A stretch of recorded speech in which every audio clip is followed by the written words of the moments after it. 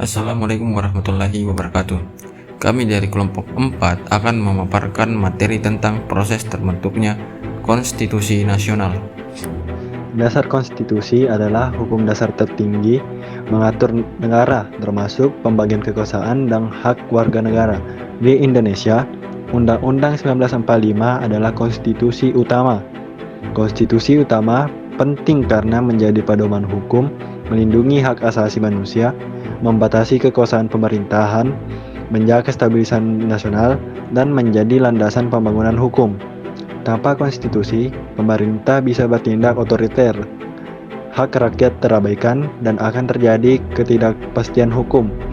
Pancasila menjadi dasar filosofi, sedangkan Undang-Undang 1945 adalah konstitusi tertulis. Tanpa konstitusi, Indonesia akan rentan terhadap konflik, ketidakadilan.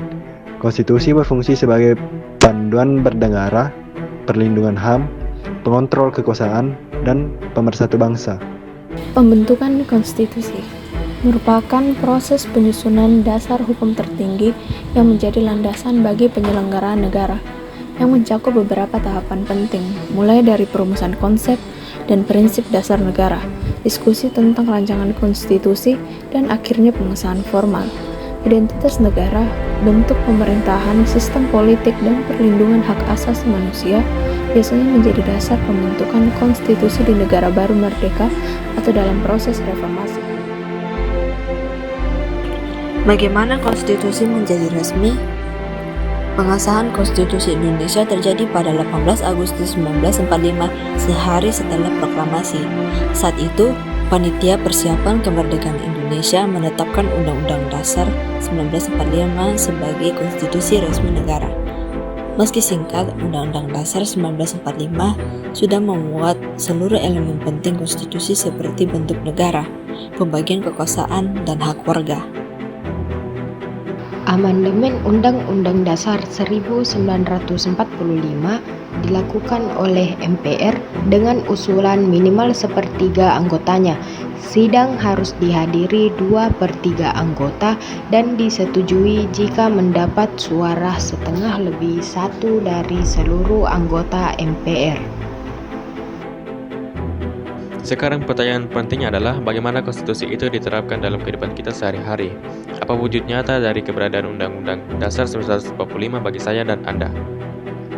Implementasi konstitusi terjadi melalui berbagai cara. 1. Pembentukan peraturan perundang-undangan di mana semua hukum dan peraturan di Indonesia harus bersumber dan tidak boleh bertentangan dengan Undang-Undang Dasar 1945.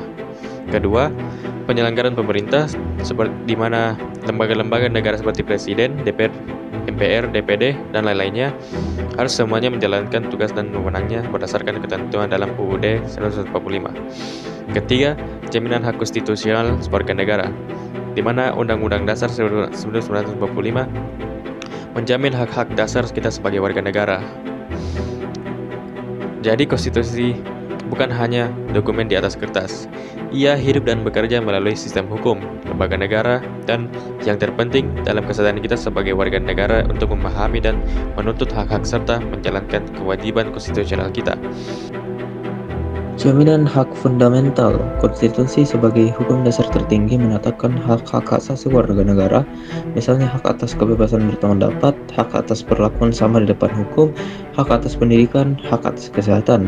Dengan dimasukkannya hak-hak ini ke dalam konstitusi, negara wajib menghormati, melindungi, dan memenuhi hak-hak tersebut secara konstitusional. Jadi, konstitusi nasional adalah jantung dari sebuah negara. Ia adalah perjanjian luar bangsa, kerangka kerja pemerintahan, pelindung hak-hak warga, dan cerminan identitas kita. Memahami, menghargai, dan turut serta mengawal implementasi konstitusi adalah tanggung jawab kita bersama sebagai warga negara Indonesia.